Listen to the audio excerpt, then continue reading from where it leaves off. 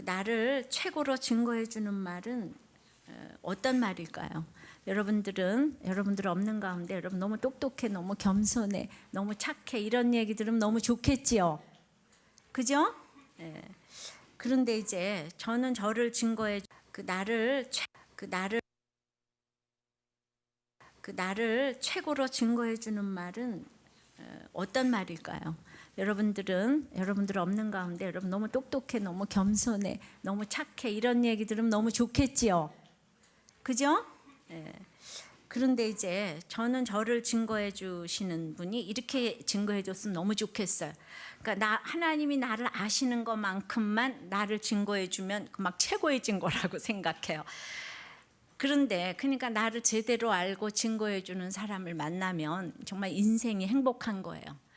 이게 정말 너무 중요한 건데, 주님도 주님을 제대로 증거해 주는 사람을 만나면 얼마나 행복하시겠습니까? 그러니까 이제 늘 이렇게 사역을 하시다가 드디어 왜 마태복음 16장에 또 너희는 나를 누구라고 하느냐, 사람들은 누구라고 하느냐. 근데 예수님이 얼마나 떨리셨겠어요, 제대로 잘 못할까 봐. 근데 베드로가 믿음도 하나도 없이 그리스도시요 살아계신 하나님의 아들이시라 이런 고백을 했어요. 믿음도 하나도 없이. 근데 믿음도 하나도 없이 이렇게 고백을 하는 게 정말 쉬운 게 아니에요.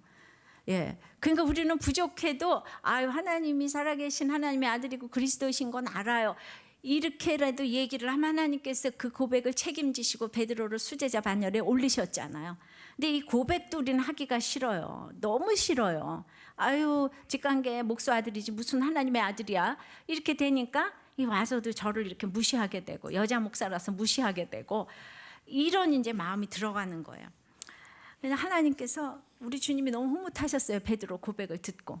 그러니까 저에게도 진짜 믿음으로 내가 하나님 아는 것만큼만 나를 증거해 주는 사람이 있으면 우리 만나면 서로 너무 만나면 좋은 친구야. 행복해. 내가 똑똑하고 이런 얘기만 하는 사람하고는 딱 대화에 이 한계가 딱 있는 거죠. 하나님을 이 땅에서 증거함으로 우리의 인생은 그것이 최고의 인생이 되는 것이고, 최고의 인생을 위해서는 오늘 최고의 증거가 필요한 것입니다. 그래서 최고의 증거는 첫째로 어떻게 하는 건가 하면 죽기까지 증거하는 거예요. 최고의 증거라는 게 딴 게 아니고 죽기까지 증거하는 거. 이게 순교라고 할 수 있는 거죠. 7절입니다. 시작. 저희가 그 증거를 마칠 때에 무제옥갱으로부터 올라오는 짐승이 저희로 더불어 전쟁을 일으켜 저희를 이기고 저희를 죽일 터인즉, 저희는 두 증인이에요. 두 증인은 교회를 의미해요. 성도를 의미해요. 선지자를 의미해요. 로마가 알아먹을까 봐 이렇게 썼다고 그랬어요. 두 증인은 여러 뜻이 있다고 그랬어요. 둘이 같이 짝을 이루어서 전도를 하고, 이제 또 초림과 재림의 예수님을 의미하고 교회를 의미하고, 이제 저희 두 증인이 증거를 이제 마쳤어요.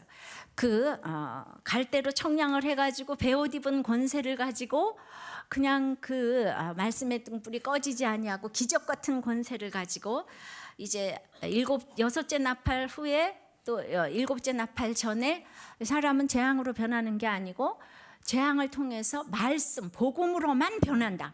이거를 통해서 이게 삽입된 본문인데, 1260일 동안 열심히 증거를 했더니 증거를 마칠 때에 짐승이 올라와가지고 지금 저 전쟁을 일으켜서 이 두 증인을 죽였대잖아요. 그죠? 그럼 이럴 때 우리가 척 생각나는 게 뭔가 하면 교회는 죽었고 마귀가 이겼구나, 이 생각이 딱 들잖아요. 성경은 참 많이 하는 게 중요합니다. 마태복음 24장 14절에 이 천국 복음이 모든 민족에게 증거되기 위하여 온 세상에 전파되리니 그제야 끝이 오리라는 말씀처럼요, 이 복음 전파가 되지 않으면 두 증인은 이제 죽지 않아요. 근데 사명을 다했기 때문에 이제 완전히 마귀가 절대로 두 증인의 사역을 막지 못하는데, 이제 사명 끝나고 이때 마침 교회가 부패했기 때문에 가장 악한 세력을 통해서 교회를 징계하시는 것입니다.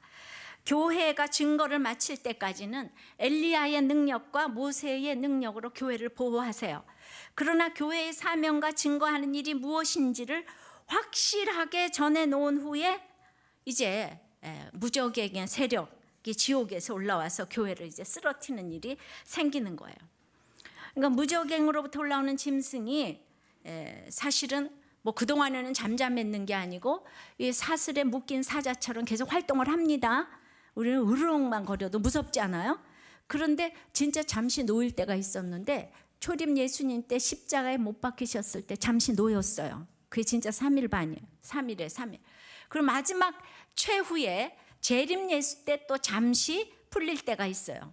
그걸 뭐 7년 환란이다 뭐 이렇게 얘기를 하는데, 그러나 우리가 생각해 봐야지 될 것은 이때가 언젠가, 막 그냥 전쟁을 일으켜 저희를 이기고 저희를 죽일 때가 언젠가, 이거 계산하는 인간들은 다 이단이라 이거예요.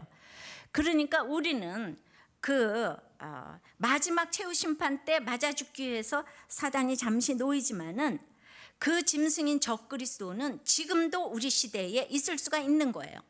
우리 개인적 종말적 관점으로 볼 때에 시한부 인생을 우리가 살고 있고, 지금 살고 있는 우리 시대가 또 나의 최후의 종말의 시대고, 그래서 이때 계시록 시대에는 바로 짐승이 올라오는 게 지금 로마가 핍박을 하고 있잖아요.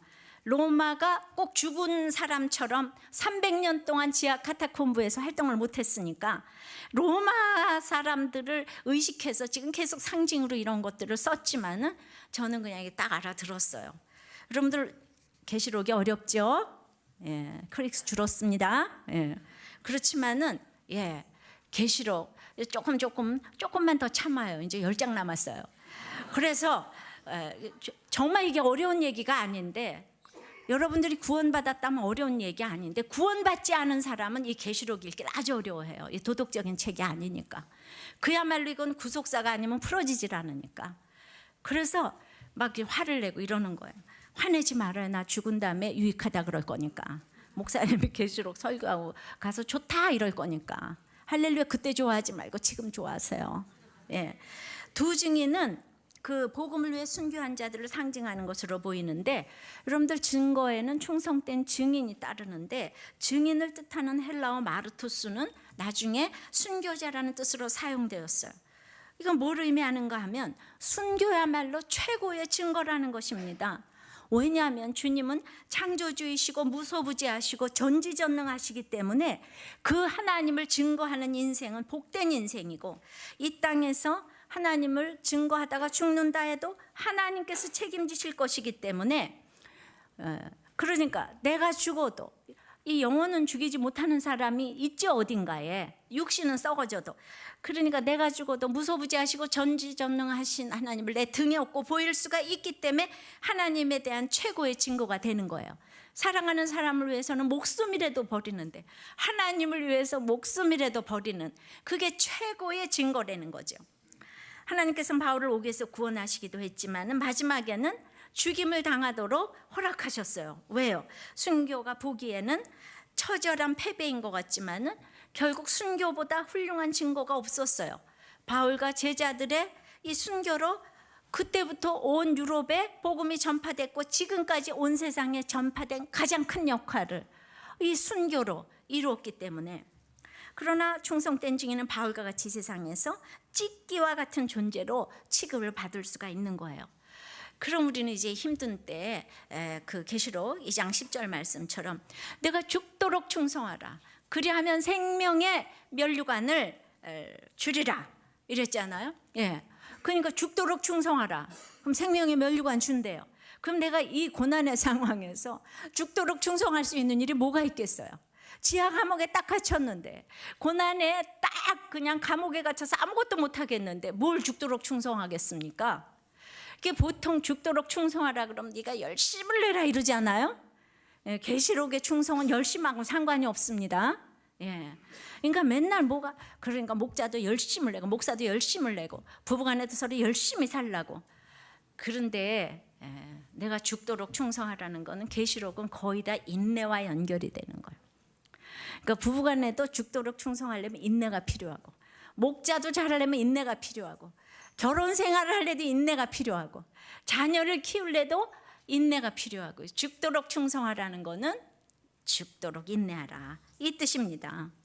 그러니까 이제 그 당시에 황제들의 우상이 있는 대로 사단의 회로 서문학교에도 있었고 버가모에도 있었는데, 버가모에는 안디바가 그 사단의 회가 모인 보좌가 있는 곳에서 거기서 이제 순교를 했어요. 근데 주님은 안디바를 나의 충성된 나의 증인이라고, 나의 증인이란 표현을 2번이나 써서 주님이 얼마나 사랑하시는지를 보여주었어요. 거기서 죽었는데도 한마디로 그 사단의 회가, 막 사단이 역사하는, 사단의 가치관 아니면 살아갈 수 없는 그곳에서 안디바는 왕따를 당하고 사회로부터 격리가 되면서까지 오직 주님을 죽기까지 이렇게 증거했기 때문에 그 충성된 증인인 것은 열심을 낸 게 아니고 신실하게 인내로 이제 변치 않는 신실성을 강조했다는 것입니다. 요한은 너희 형제요 예수의 환난과 나라와 참음에 동참하는 자라 하나님의 말씀과 예수의 증거를 인하여 반모라는 섬에 있었더니, 그러니까 하나님 나라는 환난과 인내로 둘러싸여 있어요. 그래서 고난의 상황에서 성도가 보여줄 수 있는 최고의 충성은 오늘 인내라고 말씀을 합니다. 내가 나의 인내의 말씀을 지켰은즉 내가 또한 너를 지켜 시험의 때를 면하게 하리니. 자, 저는 남편의 구원이 더디 이루어졌어도요, 그냥 구원이 더디 이루어지는 게 아니고 제가 예수 믿는 것 때문에 핍박을 받았잖아. 근데 그렇게 핍박을 받아가고 시간이 지나갈수록 주님의 인내를 알아가게 돼서 저의 기도가 더 간절해지고, 그래서 이제 구원에 대해서 포기하고 싶어지는 것이 아니라 그냥 남편 가기 1년 전부터는 제 생명을 거두어 가셔서라도 이제 남편을 구원해 달라고. 그러니까 주님의 사랑과 연합이 되어 갈수록 구원받지 못한 식구들에 대한 그치지 않는 근심과 고통이 생기고, 그 사명을 해서 나를 구원해 주셨구나 하니까 이 모든 인내하는 일에 넉넉히 이기게 해주신 줄 믿습니다. 그러니까 인내를 배워갈수록 사랑과 연합이 되고 은혜를 알아가니까 그냥 정말 넉넉히 하나님의 사랑에서 끊을 것이 없어서 넉넉히 이기게 하셨어요. 여러분들 누가복음 15장의 탕자의 비유에서 아버지 곁을 지킨 맏아들은 동생이 집을 나갔어도 관심이 없고, 나가서 허랑방탕하게 살다가 돼지 열매로, 쥐엄나무 열매로 먹어도 관심이 없고 찾아올 생각도 안 하고, 그 동생이 나중에 먹을 거 없어서 돌아왔는데 그거는 이제 또 기뻐하지 않았어요. 기뻐하지 않은 정도가 아니고 아버지한테, 나한테는 지금까지 아버지를 섬겼어도 염소 새끼 한 마리 안 주더니 이 방탕한 동생한테는 송아지를 잡아서 잔치를 해주느냐고 꼭 가인처럼 화를 냈어요. 그러니까 이것이 가족의 구원에 관심 없는 모습이라고 할 수 있습니다. 바울 사도는 내가 그리스도에게서 저주를 받아 끊어질지라도 형제 고륙의 구원을 원한다고 해요. 바울의 고륙은요, 안 믿는 정도가 아니라 자신을 핍박하고 예수님을 죽인 사람들이에요. 근데 우리는 내 아들 하나 때문에도 죽을 지경인데, 바울은 이 핍박이 심하다 보니까 전 세계를 껴안고 기도를 한 사람이에요. 어떻게 비교를 하겠습니까? 그러니까 우리는 적어도 내 식구의 구원을 위해서는 좀 저주를 받아 끊어질지라도 원해야지 되는 이런 마음이 있어야 되는 거예요. 근데 지금 괜찮아, 지금은 공부하고 나중에 교회 나가면 되지 뭐, 지금은 그냥 잘 살다가 나중에 믿으면 되지 뭐, 이게 사랑이 아닌 거예요. 자기 목숨이라도 내놓고자 했던 바울처럼 급하고 절박한 마음으로 구원을 구해야 되는 것이에요. 그것이 최고의 사랑입니다. 사도행전 20장 24절에 보면은 나의 달려갈 길과 주 예수께 받은 사명 곧 하나님의 은혜의 복음 증거하는 일을 마치려 하면은 나의 생명을 조금도 귀한 것으로 여기지 아니하노라. 아멘. 이 고백이 여러분들의 고백이 될 줄 믿습니다. 그래서 최고의 고백인 거예요. 죽기까지 내가 주님을 사랑하는 것이 최고의 고백인 줄 믿습니다. 죽어지고 썩어지고 미래리 되는 이거 자체가 최고의 고백인 줄 믿습니다. 두 번째는 이제 죽기까지 증거하되 악한 이 땅에서 십자가를 지는 증거를 해요. 뭐라고요? 악한 이 땅에서 십자가를 지는 증거가 최고의 증거입니다. 8절입니다. 시작. 저희 시체가 큰 성길에 있으리니 그 성은 영적으로 하면 소돔이라고도 하고 애굽이라고도 하니 곧 저희 주께서 뭐라고요? 십자가에 못 박히신 곳이니라. 창세기 10장 13절에 보면 13장 13절에 보면 소돔 사람은 악하여 여호와 앞에 죄인이었더라 그래요. 큰 죄인이었더라. 이걸 롯도 알아요. 그런데 이걸 알면서도 그 10절에 보면은 이에 롯이 눈을 들어 요단들을 바라본즉 소알까지 온 땅에 물이 넉넉하니 여호와께서 소돔과 고모라를 멸하시기 전이 없는 거로 여호와의 동산 같고 애굽 땅과 같았더라. 기억나십니까? 멸망하기 전에는요 여호와의 동산 같은 거예요. 멸망하기 전이었기 때문에 너무 인물이 좋고 돈이 많고 저 사람 만나면은 그냥 이 애굽 땅에서 이렇게 너무 멋있는 거예요. 여러분도 아브라함이 롯을 데리고 갈대아우르를 떠났는데 그때 이제 딱 기근이 와서 애굽으로 피신 갔잖아요. 근데 거기서 아브라함은 부인을 팔아먹을까 하다가 죽을 뻔했어요. 그래서 이제 거기에서 아브라함은 그 다음에 애굽에 그냥 씻고 뱄어요. 애굽이란 나라는 가면 안 되는구나. 근데 거기서 롯은요 자기 고난이 아니니까 눈과 마음이 애굽에 다 돌아갔어요. 그냥 너무너무 그냥 내 고향 갈대아우르보다 더 세련된 곳인 거예요. 그래가지고 그냥 완전히 뭔가 마음을 줬어요. 한번 거기 집착하기 시작하니까 중독이 되어버렸습니다. 그래서 어렸을 때 믿음이 없는 상태에서 무엇을 보는가, 이거 너무 중요합니다. 이 롯은요 소돔을 못 버리는 거예요. 그래가지고 나중에 싸워가지고 네가 스스로 택하라 그랬더니 이 소돔을 택한 거예요.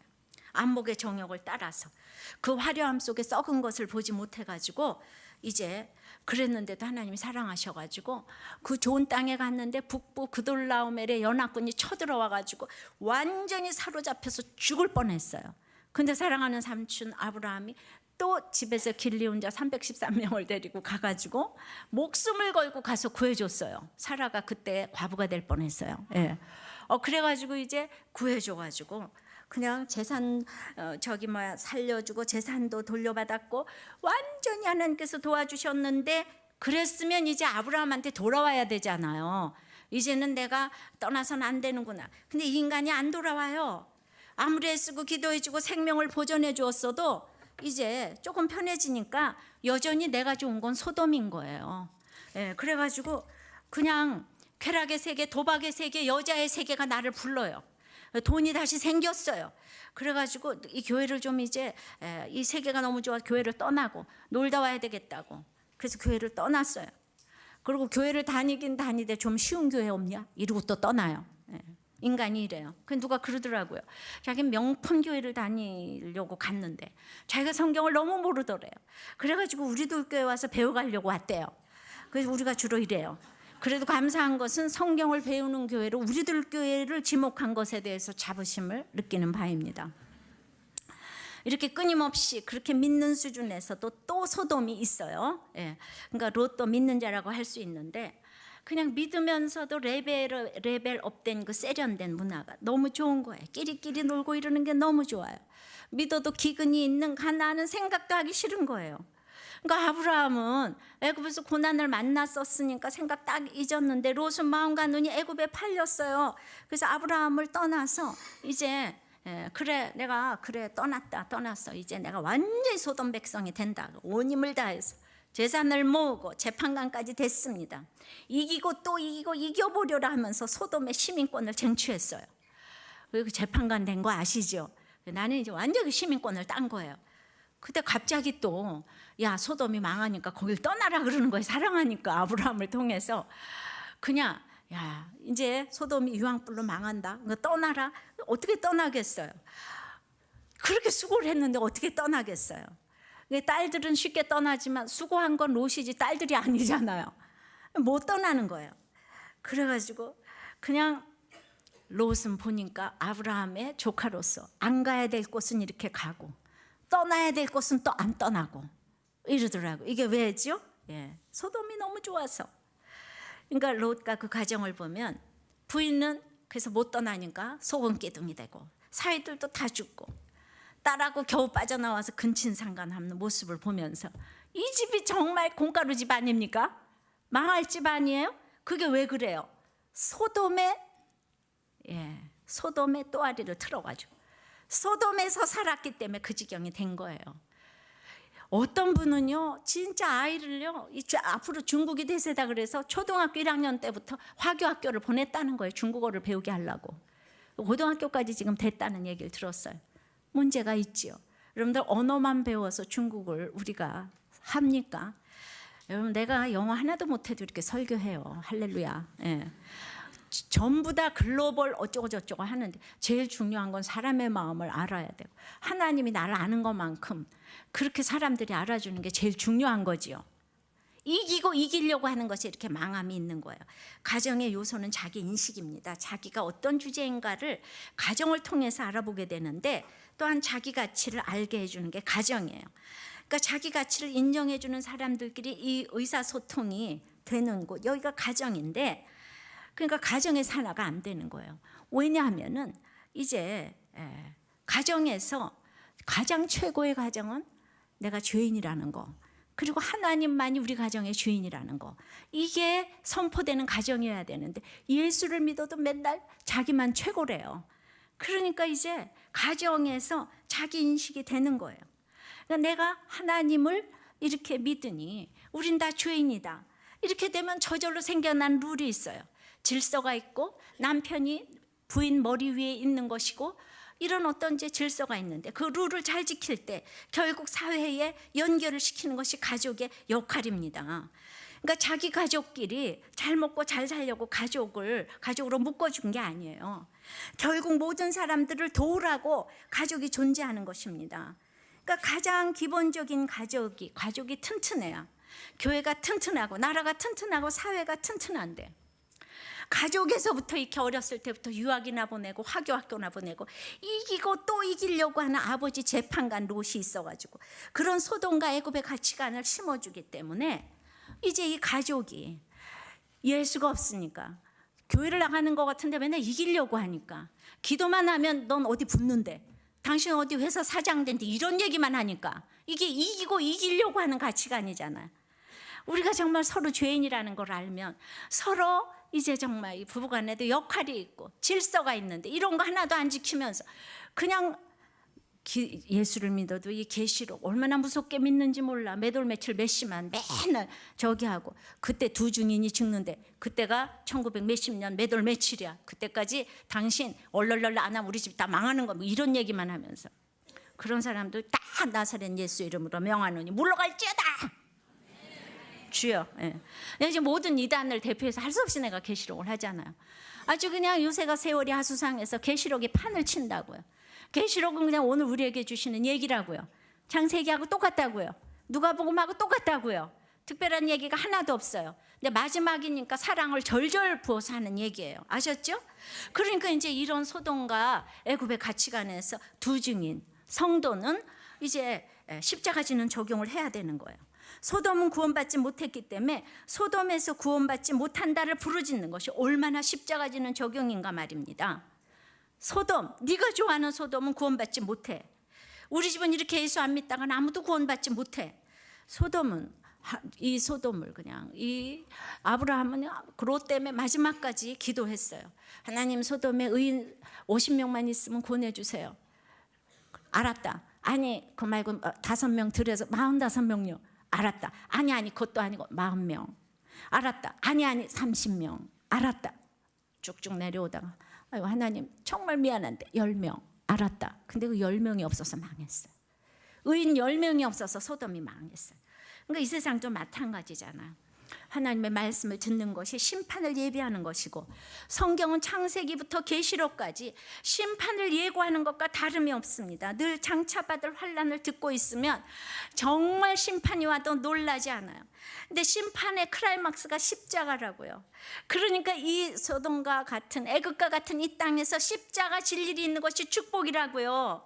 십자가 없이 부활이 없어요. 근데 이 심판의 예고를 들으러 교회를 다니는 거예요. 이 땅에 붙고 승진되려고 교회를 다니는 게 아니고 심판의 예고를 들으러 교회를 다녀요. 근데 세상은 모두가 긍정의 이야기만 하겠지만 이 세상은 악하고 음란하대요. 주님이 망할 나라래요. 소돔과 고모라처럼 망할 나라래요. 그러니까 그걸 알려주려면 어떻게 해야 됩니까? 망한다고 내가 입으로만 얘기하면 됩니까? 망할 나라에서 영원히 살 것처럼 살지 말고 나그네처럼 사는 모습을 보여줘야지 되는 게 이게 증인되는 거죠. 이야기가 성경의 골자예요. 근데 자꾸 우리는 이 세상에서 망하지 않는다, 안전하다, 평안하다, 내가 못할 일이 아무것도 없다, 이런 이야기만 자꾸 듣고 있으니까 나에게 오라, 내가 모든 걸 다 해주겠다, 이게 진짜 가짜예요, 가짜. 그러니까 소위 망하는 심판의 사건이 오면 감당이 안 된다는 거예요. 잘 된다고 그랬는데 왜 이런 일이 오나? 하나님이 계신데 왜 이러나? 이따위 소리를 하게 되는 거예요. 그러니까 십자가는 뭡니까? 그러니까 복음 전파를 위해서 우리 집에 전쟁이 오고 기근이 오고 사랑이 식어지는 거예요.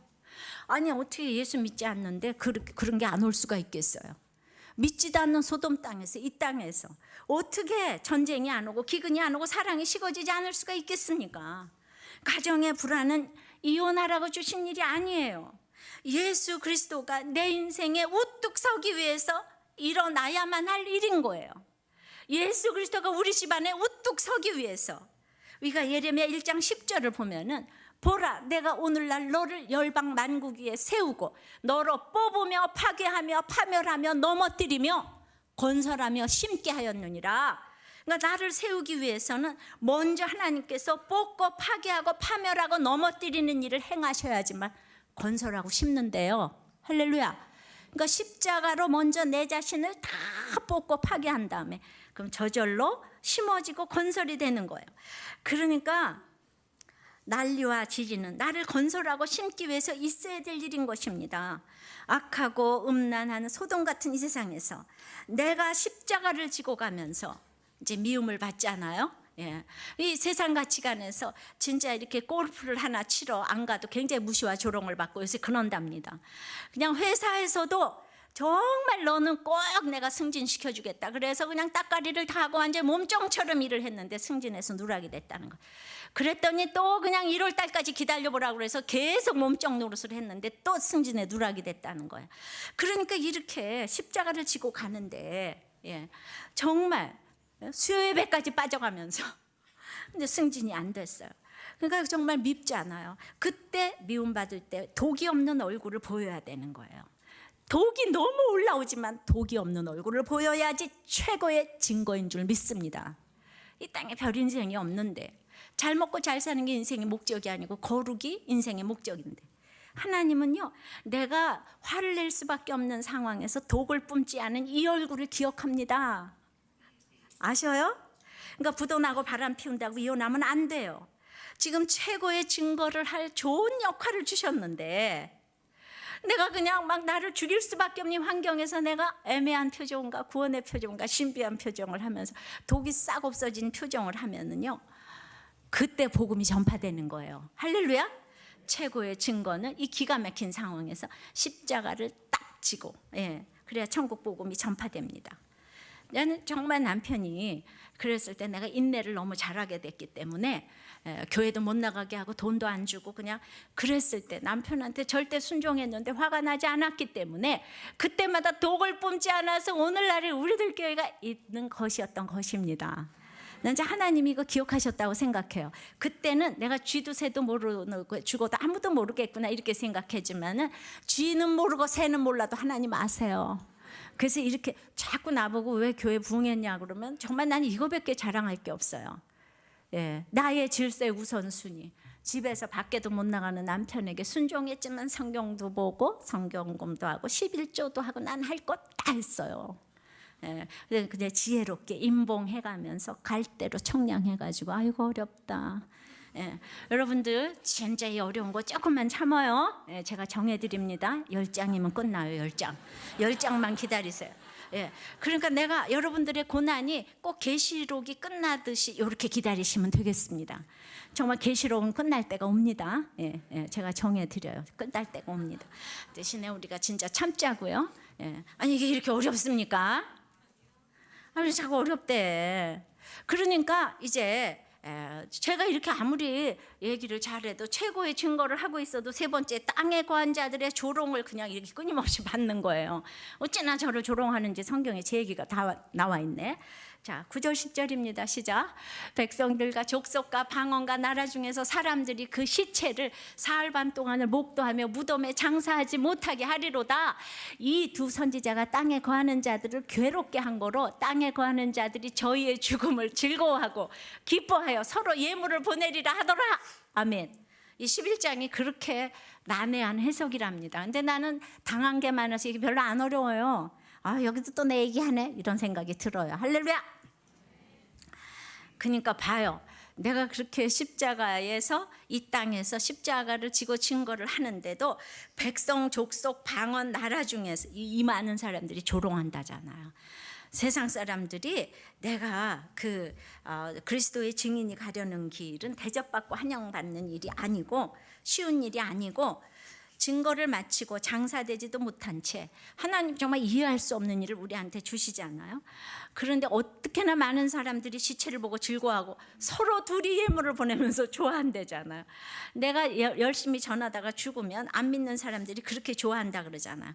열왕기상 18장 이제 16절 17절을 보게 되면은 엘리야가 이제 오베다가 가서 아합을 만나러 이제 만나고 하면 아합이 엘리야를 만나러 하여 가다가 엘리야를 볼 때 저에게 이르되 이스라엘을 괴롭게 하는 자야 내냐 내가 오늘날 아합에게 보이리라고 여호와의 사심을 가리켜 맹세한 엘리야의 말을 듣고 오베다도 아합의 고하러 이제 간 거예요. 한마디로 엘리야가 아합의 앞에 나타났는데 아합은 대뜸 뭐라 그러냐면 이스라엘을 괴롭게 하는 자요. 그리고 엘리야를 불러요. 3년 반 동안 기근이 있은 게 전부 엘리야 때문이라는 거예요. 저도 늘 고난이 축복이라 그러니까 고난만 오면 내가 괜히 와서 고난 받았네. 이게 다 김양재 목사 때문이야. 그리고 내가 이혼하지 말라고 그랬더니 1년쯤 지나서 내가 김양재 목사 때문에 이혼을 안 해가지고 이 고생이야. 그리고 또 어떤 사람은 그때 이혼했으면 내가 위자료로라도 받을 텐데 내가 그때 이혼하지 말라 그래서 그래서 끊임없이 무슨 일만 나면 김양재 목사 때문이야 이렇게 부르는 나는 그런 김양재입니다. 그러니까 나 이스라엘을 괴롭게 하는 자요. 엘리야를 보고 그렇게 딱 부르는 거예요. 그런 마음이 우리는 누구의 탓으로 돌리고 싶은 그래야 덜 억울할 것 같은 마음이 늘 있어요. 그러니까 이제 남자들도 사업이 안 되면 다 부인한테 네가 맨날 우리들 교회 가자 그러더니 내가 사업이 이만양이잖아 이렇게 자꾸 억울한 걸 어디 갖다 탓을 대요. 그러니까 18절이 이러는 거야. 엘리야가 저가 대답하되 내가 이스라엘을 괴롭게 한 것이 아니라 당신과 당신 아비의 집이 괴롭게 하였으니 이는 여호와의 명령을 버렸고 당신이 바알들을 쫓았음이라. 여호와의 명령을 버렸고 바알 세상을 좋아하고 세상을 사랑하고 돈과 번영을 쫓았기 때문에 그 너와 네 자신과 네 자손을 괴롭게 하는 것이라고 막 정확하게 말씀을 해주시는 거예요. 내 문제는 누구 때문이 아니라 내가 세상을 사랑했기 때문이라는 걸 알아야 합니다. 땅에 거하는 자들은요 사단을 쫓는 자들에 대한 표현인 거예요. 이 두 증인을 죽일 수밖에 없는 것은 두 증인의 예언 사역이 너무 괴로운 거예요. 회개할 의지가 없는 자들에게 회개하라는 메시지는 정말 괴로울 수밖에 없는 거예요. 그러니까 우리가 교회도 죄를 지적하는 교회는 다 싫어하거든요. 자꾸 된다 잘 된다 이래야 되겠는데 그러니까 이 편협함 때문이 아니라 엘리야하고 아합이 싸울 수밖에 없는 것처럼 그런데 세상에서 거부당하지 않는 성도의 존재는 세상에 유익을 전혀 끼치지 못해요. 내가 얘기를 했는데 세상이 나를 다 좋아해. 한 번도 거부를 안 당해봤어. 그런 사람은 집안에서도 쓸모가 없는 존재고 사회에서도 쓸모가 없는 존재예요. 왜냐하면 진짜가 아니니까. 진짜가 아닌 사람이 누구를 고치겠습니까? 내 비록 욕을 먹어도 약간 진짜이기 때문에 고치는 거 아니겠소? 그러니까 욕을 먹어도 진짜여야지 내 옆에 사람들이 변화돼 가는데 맨날 좋은 게 좋은 거라고 그 인간적으로 그렇게 하니까 살았으나 죽어 있는 자 한 거예요. 그러니까 진정한 성도로 사명을 받은 자라면 그냥 세상 사람이 싫어하는 회개의 말씀을 증거할 수밖에 없는 거예요. 이 증거 때문에 죽음을 당해도 오늘 이거 사흘반이라 그러잖아요. 사흘반. 올바른 십자가의 편에 서 있다면 쓰러지기를 학수고대하는 자들이 많아요. 왜냐하면 내가 비치면 빛 옆에 있으면 자꾸 죄가 드러나잖아요. 너무너무 싫은 거예요. 그러니까 정말 축복을 얘기하면 교회가 드글드글하고 그 다음에 이제 고난을 얘기하면 반으로 줄었다가 죄 얘기하면 교회에 씨가 마른다는 얘기가 있잖아요. 그죠? 나는 오직 이스라엘의 허물과 죄만 보이리라. 이게 이제 미가서요. 그 얘기가 있는데 그래서 나도 모르게 이렇게 하다 보니까 진짜 조롱받을 일이 많은 거예요. 나 자신도 빛 가운데 거하게 되면 내 죄가 자꾸 드러나니까 제가 내 죄 때문에 애통할 수밖에 없는 거예요. 빛 가운데 걸어가면은 이 더러운 게 자꾸 보여요. 내가 완전해서 선포하는 게 아니라 선포한 대로 살아야 되기 때문에 선포하는 것이 중요하고 선포할수록 갈등 충만한 이런 삶을 살지만은 우리는 하나님 100% 오르시기 때문에 가장 이 악한 세상 권력의 아래 두시는 거예요. 나를 사랑하기 때문에 나를 훈련시킬 만한 세력 밑에 두어가지고 그 악한 세력을 막는 일도 하는 역할을 하시기 때문에 아직도 세상이 완전하게 망하지 않고 있는 거예요. 그러니까 내가 한 사람이 중심을 잡고 있기 때문에 내 집안이 아직 안 망하고 있는 거예요. 아셨어요? 그러니까 내가 한 사람 중심 잡으면 나라도 안 망하고 집도 안 망하고 아직도 한 사람이라도 더 구원시키고자 하는 그 기다리는 역할을 나에게 주신 줄을 믿습니다. 여러분들은 이혼하고 이러려고 하나님이 주신 게 아니고 뭐가요? 그 십자가에 그 지고 가면서 미움을 받아도 이 독을 안 뿜는 이 역할을 하는 것이 최고의 증거라고 했습니다. 이것 때문에 복음이 마구 전파되고 있어요. 할렐루야. 이거는 버리고 나가야 되는 게 아니에요. 그럼 번데기를 딱 잘라주는 거예요. 이것도 저것도 아니에요. 아셨어요? 그 목사님은 왜 맨날 이렇게 이혼을 막냐? 그리고 이혼한 사람은 어쩌라고? 그건 이론론이기 때문에 이혼한 사람일수록 여길 더 와야 되는 거예요. 난 누구를 미워해서 하는 얘기가 아니에요. 인간은 더 연약하니까 이혼할 수도 있는 거죠. 그래서 지금이라도 우리는 그러지 말라는 거지. 그런 얘기를 못 들었으니까 이혼을 했지만 지금부터라도 이혼을 했어도 이혼을 하지 않도록 그 사명을 나가서 감당하려고. 이 건강한 가정이 아니면 건강한 사회가 될 수가 없는 것입니다. 자, 이렇게 최고의 증거는 죽기까지. 그 다음에 악한 이 땅에서 십자가를 지는 증거를 하면서 이제 세상에서 있는 대로 조롱을 받아요. 그러면 이게 우린 너무 억울하잖아. 그래서 네 번째는 반드시 부활이 있습니다. 11절입니다. 시작. 사흘 반 후에 하나님께로부터 생기가 저희 속에 들어가매 저희가 발로 일어서니 구경하는 자들이 크게 두려워하더라. 여러분들 생기가 들어간대요. 사흘 반 만에. 루아흐, 정말 성령이 들어가고 생기가 들어가면 정말 완전히 죽어서 조롱받으면 하나님의 생기가 들어간다는 거예요. 결국 자기 발로 일어나는 거예요. 이 세상은 누가 해줄 수가 없어요. 자기 발로 일어나게 해주는 것이 하나님의 증인이고 최고의 증거인 줄 믿습니다. 최고의 증거는 상대방이 자기 발로 일어나게 해주는 거, 자기 발로 자립신앙을 가지게 해주는 거.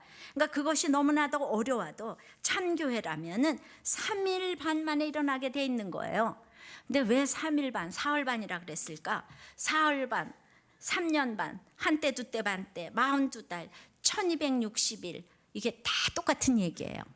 교회 시대를 가리키고 좁혀서 보면 우리 각자의 일생을 가리키는 거예요. 아주 이거 시간 그냥 연구하는 거, 이것도 다 이단입니다. 로마가 못 알아듣도록 3일 반, 그냥 3년 반, 한때 두때 반, 다 똑같은 얘기예요. 42달, 1260일. 근데 여기서 여러 표현 중에서 성도가 당하는 고난을 표현할 때는 가장 짧게 느껴지는 사흘 반을 쓴 거예요. 사흘 반. 근데 똑같은 1260일인데 우리가 베옷 입고 왕 같은 제사장의 권세를 입고 예언할 때는 권세는, 우리에게 주는 권세는 많아서 1260일인 거예요. 아시겠어요? 이거 로마 사람은 못 알아먹어요. 근데 고난받는 우리는 딱 알아먹어요. 여러분들 알아먹지요? 그러니까 이게 그냥 하나님이 우리를 향해서 진짜 어떻게 고난에 대해서 이렇게 설명을 잘해줄 수가 있는가.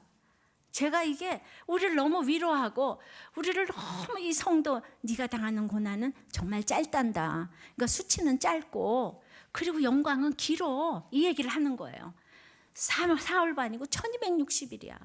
이 땅에서 짧은 고생을 하면 영원한 또 영생이 기다리고 있어. 예, 사흘 반이고 네가 영광은 1260일인 거야. 예, 그러니까 결국은 이 땅에서 반드시 부활이 있기 때문에 우리는 어저께 제가 있잖아요. 한 신문사, 일간 신문사 칼럼 이런 제목의 글이 나왔어요. 상처를 별로 만드는 교회.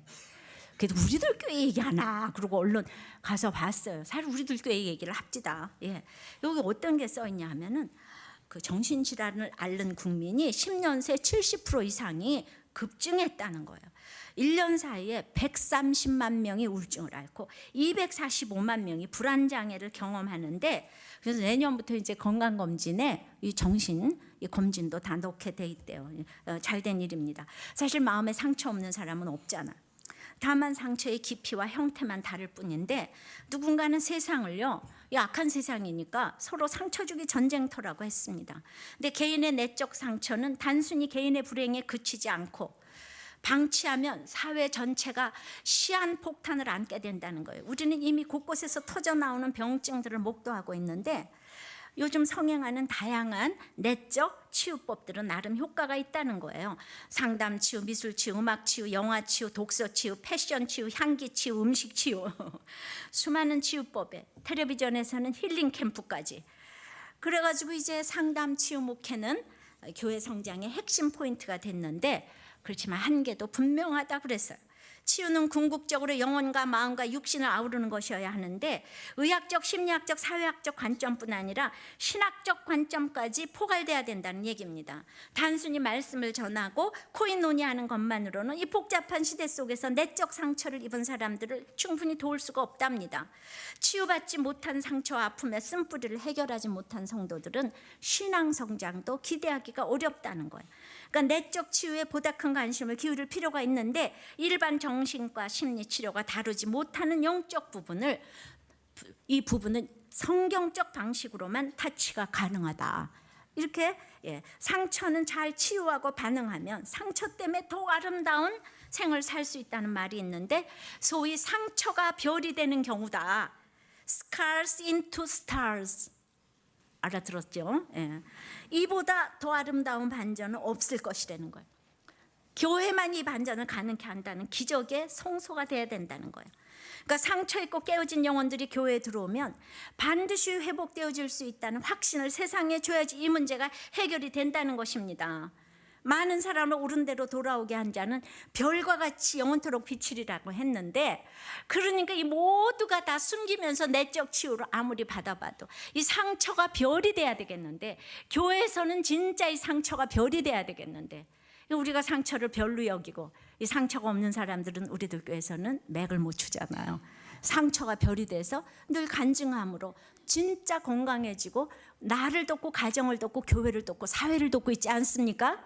이게 부끄러운 일이 아니지 않아요?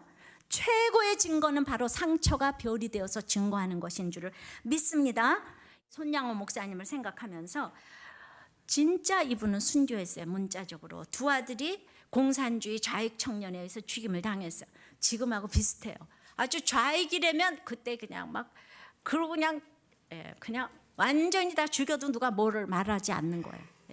그랬을 적에 두 아들이 이 좌익 친구들한테 완전히 죽임을 당하고, 왜냐하면 이 아버지가 믿으니까. 믿는 사람들은 지금도 개독교라 그러잖아요. 믿는 사람 무조건 이제 악의 화신인 거예요. 그래서 걔네들이 죽였어요. 아들을 죽인 안재선 이 범인을 잡았는데 걔가 사형 받으러 갈 때 손양호 목사님이 양자로 드렸어요. 그리고 자기 아들을 죽인 그래가지고 신학까지 시키고, 그런데 마지막에는 본인도 공산주의 총탄으로 순교를 하셨어요. 손양호 목사님은 예양원에서 나병 환자들의 이 고름을 입으로 빨아내면 효과가 있다고 그래가지고 입으로 빨아내고, 그리고 조직도 열세고 허술하기 짝이 없는 열악한 나만의 힘으로는 도저히 공산주의를 막아낼 수 없었습니다. 그런데 이 공산주의를 막아낸 것은 이 최고의 증거인 순교로, 사랑의 원자탄으로 그들에게 계속 죽임당하면서 죽임당한 자기 아들 대신에 죽였던 그 아이를 자기 양자로 받아들임으로 정말 우리나라뿐 아니라 전 세계의 성자로 추앙을 받아야 할 뿐이라고 생각해요. 죽기까지 최고의 사랑을 증거한 그 사랑으로 우리가 이렇게 복음화됐어요. 여러분들, 바로 죽는다는 게 이런 것입니다. 최고의 증거를 해서 우리나라를 공산주의에서 건진 분이 손양원 목사님이에요. 우리나라는 그때 공산화 될 수밖에 없었어요. 하나님이 그 사랑으로 우리를 지켜주셨다고 믿습니다. 죽어지고 썩어지고 미랄이 돼요. 그럼 우리는 손양호 목사님하고 우리하고 무슨 상관이 있다, 이렇게 생각할 거기 때문에 이 시대의 또 순교는 뭔가, 이걸 또 하나 알려드릴게요. 이번 주에 올라온 글입니다. 어느 집사님이 남편이 바람이 나서 가출을 했는데 세상에 남편은 정말 이 전처에게서 낳은 아이들까지 있는 거예요. 그 아이를 키우고 있는데 그냥 이제 바람이 났어요. 근데 그것도 모자라서 남편은 부인에게 바람의 대상인 그 첩이하는 식당에 가서 일을 도와주라고 그랬다는 거예요. 첩을 또 뭐라고 표현했냐면 그분이 하는 식당에 가서 일을 도와주라 그랬다는 거예요. 그러니까 이제 돌아버리는 거잖아요. 돌아버리죠. 우리는 이럴 때마다 너무 진짜 죽고 싶고 혈기가 나는 거예요. 너무 조롱받고 수치스럽고 이를 깨물고 싶고. 그런데 이 집사님 진짜 놀라운 거, 우리들 교회 양육이 난 이래서 놀랍다는 거죠. 그러니까 이제 정신을 차리고 피 터지는 갈등 끝에 십자가 지는 순종으로 그 식당에 찾아갔습니다. 싸우러 간 게 아니고 일하러 갔어요. 도와주러 갔어요.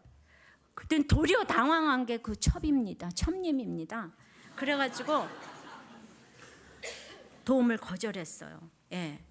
근데 도리어 이 일이 전환점이 되어가지고 어떻게 저런 남편을, 저런 부인을 두고 당신은 나하고 바람을 필 수가 있는가 해가지고 남편을 돌려보냈다는 거 아니겠습니까?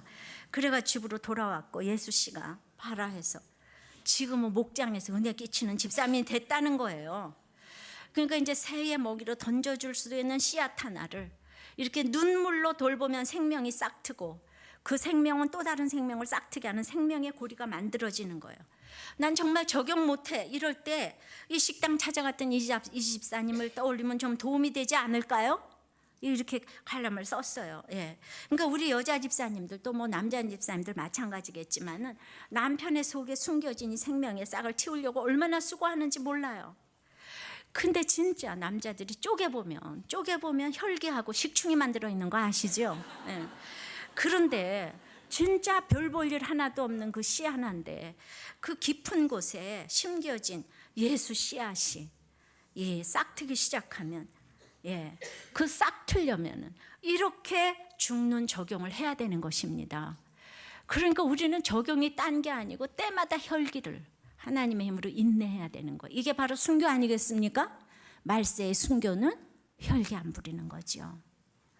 그래서 어렵게 생각하지 마시고 사소하게 이렇게 순교하시는 여러분들에서 온 집안에 최고의 증거를 하고 목장에서 최고의 증거를 해서 날마다 이곳에 와서 또 세계를 살리고 최고의 증거를 하는 여러분들 되시기를 바랍니다. 말씀 맺겠습니다. 최고의 증거는 죽기까지 증거하는 순교라고 해요. 악한 이 세상에서 십자가를 지는 증거를 해야 된답니다. 땅에 거하는 자들의 조롱을 받는 것이 최고의 증거라고 합니다. 여러분들, 내가 그러면 무소부지하시고 전지전능하신 하나님께서 죽으면 사흘 반 만에 반드시 부활하는 것을 믿읍시다. 내가 독을 뿜지 않는 얼굴로 최고의 증거를 하기를 바라요. 상처를 별로 만드는 교회가 되어서 최고의 증거를 하시기를 바랍니다. 정말 내 힘으로 우리나라같이 형편없는 나라가 손양호 목사님 한 분의 최고의 증거로 우리가 공산화되지 않은 거예요. 하나님이 그 사랑을 기억했어요. 우리는 그냥 모든 저기가 다 두 손 들고 있었던 그 시대입니다. 공산화가 될 수밖에 없던, 아무것도 할 수 없던 우리나라를 지켜준 건 손양호 목사님의 사랑의 원자탄인 거예요. 자식을 죽음에까지 내어놓았잖아요. 공산주의를 사랑했잖아요. 자기 아들 죽인 공산주의 청년을 아들로 삼았잖아요. 이 나병 환자들의 고름을 입으로 빨았잖아요. 이런 거 생각하면 우리 집에서 이 최고의 증거를 못할 일이 뭐가 있겠습니까? 왜 이렇게 날마다 싸우는 거예요? 정말 씨를 열어보면은 별 볼 일이 없어요. 진짜 정말 혈기와 정말 이 식충밖에 안 되는.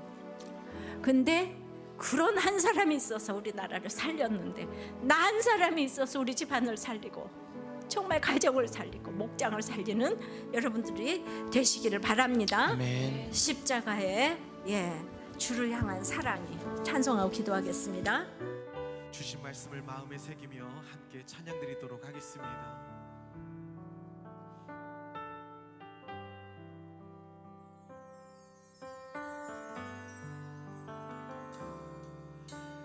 내 마음에 주를 향한 사랑이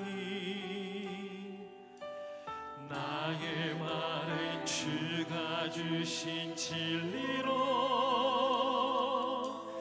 나의 눈에 주의 눈물 채워주소서.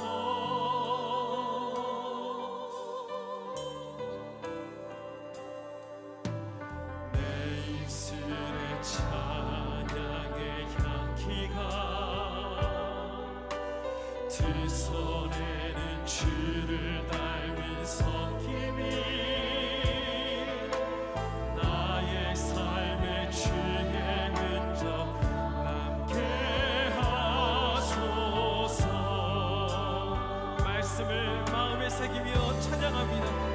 사랑이 하나님의 사랑이 영원히 함께하니 십자가의 길을 걷는 자에게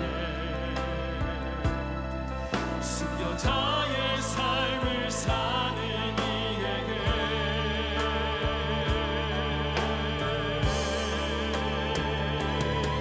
조롱하는 소리와 세상 유혹 속에도 주의 순결한 신부가 되리라. 결단하며 내 생명 주님께 드리니.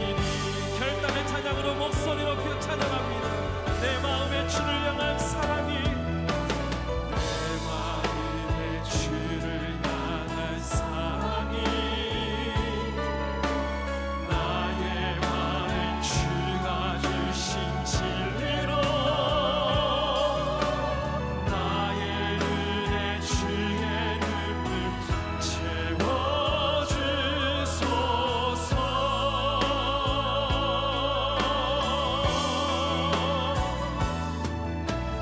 내 입술에 찬양의 향기가 두 손에는 주를 닮은 섬김이 나의 삶에 주의 흔적 함께 하소서. 십자가를 길러놓고 우리 지금 전심으로 찬양합니다. 하나님의 사랑이 하나님의 사랑이 영원히 함께하니 십자가의 길을 걷는 자에게 순교자의 삶을 사는 이에게 수치와 조롱을 찰당하도록 하겠습니다. 조롱하는 소리와 세상 유혹 속에도 주의 순결한 신부가 되리라. 내 생명 주님께 다시 한번 전심으로 찬양합니다. 하나님의 사랑이 영원히 함께하리. 하나님의 사랑이 영원히 함께하리. 십자가의 길을 걷는 자에게 날마다 순교자의 삶을 사는 이에게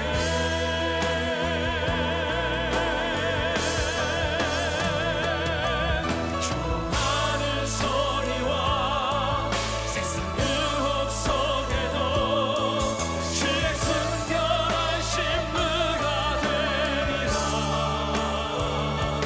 내 생명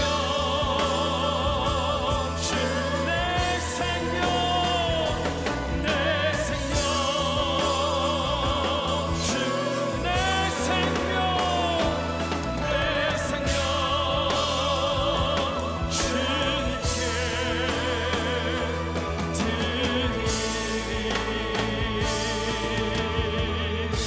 주님께 이까지 최고의 사랑을 증거한 그 사랑으로 이제 우리도 죽어지고 썩어지고 미랄이 되어서 정말 하나님 우리 집에서 순교하게 도와주시고 우리 가정에서 목장에서 순교하게 도와주시고 최고의 증거를 통해서 복음이 뿌려지게 복음이 전파될 수 있도록 주님 나를 써 주시옵소서. 조롱을 받고 이 땅에서 무시를 받는다고 해도 반드시 사흘반 만에 일어날 것을 믿으며 그 하나님을 내가 등에 업고 순종하게 도와주시옵소서. 다 같이 기도하겠습니다. 아버지 하나님, 죽을 수밖에 없던 이 나라에서 손양원 목사님 그 한 분의 공산주의를 향한 최고의 증거는 그들을 사랑하는 것이라고 우리에게 보여주셨습니다. 참으로 나병 환자들의 고름을 빨아내시며 그를 양자 삼고 본인까지 총탄해 그렇게 순교를 하셔서 최고의 증거를 우리에게 해주심으로 우리 나라가 살았습니다.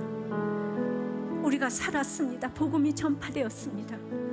우리는 손양원 목사님까지 가지 않아도 그렇게 말씀은 들어도 위대한 분의 얘기는 위대한 분에게 맡겨놓고 우리는 너무나도 살기가 어렵고 적용이 되지를 않습니다. 최고의 증거는 이제 죽어지고 썩어지고 미랄이 되는 것인데, 주님, 우리는 날마다 하나님이 왜 이럴 수가 있는가? 어떻게 내가 증거를 했는데 나를 죽일 수가 있는가? 어떻게 나를 이렇게 무시할 수가 있는가? 조롱할 수가 있는가? 이 생각 때문에 우리는 살 수가 없습니다. 소돔과 고모라에서 누리는 것이 너무나 좋기 때문에 롯처럼 어떤 말도 들리지 않습니다. 그 집이 무너져서 이제 망하기 직전에는, 탕류가 오기 전에는 이 말씀이 안 들립니다. 주님, 가족에서 내가 얼마나 죄인인가를 생각하며 하나님을 모실 때에 이 가정이 튼튼해서 교회도 튼튼해질 터인데, 주님, 우리 날마다 이렇게 이기고 이기려고 하는 엄마 아버지가 만나서 그 가치관을 자녀들에게 주기 때문에 오직 가족이 우리 가족밖에 모르기 때문에 결국은 롯 가정처럼 망한다는 것을 알게 하여 주시옵소서. 그러나 우리는 사도 바울처럼 안 가고 예수도 우리 자녀만 믿었으면 좋겠고, 그 이타적인 삶이 너무나 사라지지 않기 때문에 너무나도 애통합니다. 손양원 목사님의 그 사랑이 정말 멀리 보이는 이거 같아서 너무 애통합니다. 주님, 우리를 불쌍히 여겨 주시옵시고, 말세의 순교는 오늘 이제 이렇게 사소한 데서 혈기 안 부리는 것이라고 주님 말씀하시오니, 주님, 내가 화를 낼 수밖에 없고 독을 품을 수 없는 그 가운데서 독을 뿜지 않는 이 얼굴로 최고의 증거를 하는 부부간이 되고 목장이 되고 사회가 되고 직장이 될 수 있도록 축복하여 주시옵소서. 그래서 복음이 전파되게 도와주시옵소서. 아멘. 최고의 증거로 썩어지고 죽어지고 미랄이 되게 도와주시옵소서. 아멘. 주님, 조롱을 잘 받기를 원합니다. 아멘. 무시를 잘 받기를 원합니다. 아멘. 반드시 사흘 밤 만에 부활하게 될 줄을 믿습니다. 아멘. 주님은 결코 아버지 하나님 실패하지 않으십니다. 아멘. 주님은 승리하십니다. 아멘. 이 하나님을 나의 하나님으로 믿고 예배하고 경배하기를 원합니다. 아멘. 최고의 증거를 하는 우리의 사랑이 되기를 원합니다. 아멘. 썩어지고 죽어지고 미랄이 되게 도와주시옵소서. 아멘. 예수님 이름으로 기도합나이다. 아멘.